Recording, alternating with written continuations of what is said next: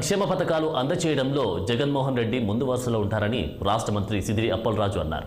శ్రీకాకుళం పలసాలోని పలు గ్రామాల్లో మహిళలకు ఆసరా పథకం ద్వారా 4వ విడత చెక్కులను అందజేశారు. ఈ సందర్భంగా చంద్రబాబు ముఖ్యమంత్రిగా ఉన్నప్పుడు మహిళలను పట్టించుకోలేదని ఆరోపించారు మంత్రి. మహిళలు వాడుకున్న రుణాలను జగన్మోహన్ రెడ్డి పూర్తిగా చెల్లిస్తామన్నారు.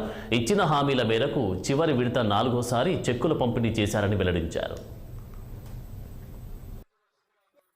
వైఎస్ఆర్ చేయుత డబ్బులు ప్రతి అక్క ఖాతాలో కూడా మనం జమ చేస్తున్నామని మరొక వారు మీకు అందరికీ కూడా సగర్వంగా తెలియజేస్తా ఉన్నాను. ఎప్పుడైనా ఏ నాయకుడైనా సరే అమ్మా ఒక్క నిమిషం మీరు అందరూ వినాలా. ఓ అక్క కుదరు ఎప్పుడైనా ఏ ప్రభుత్వం అయినా సరే ఇక్కడ ఇంతమంది ఉన్నారు కదా, మీరు జగన్మోహన్ రెడ్డి గారు అంటే ఇప్పుడు 5 సంవత్సరాలు అనుకుంటాం. రాజశేఖర రెడ్డి గారు ఉన్నారు, ఫీజు రింబర్స్మెంట్ అని మనకు డబ్బులు వేశారు.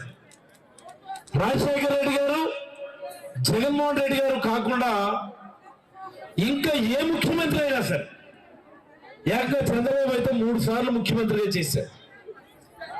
ఈ 3 సార్లు ముఖ్యమంత్రి కాలంలో 14 సంవత్సరాలు ముఖ్యమంత్రిగా పరిపాలించాడు మనకు. కానీ చంద్రబాబు హయాంలో ఎప్పుడైనా ఒక్క రూపాయి అయినా నేరుగా మీ ఖాతాలో జమ అయిందా నేను అడుగుతా ఉన్నాను. నేను అయిందమ్మా గడి చెప్పాలి. అయిందా దీనికి తోడు చంద్రబాబు ఏమన్నాడు తెలుసా? మీకు అమ్మ డబ్బులు వేసినప్పుడు ఏమన్నాడు తెలుసా?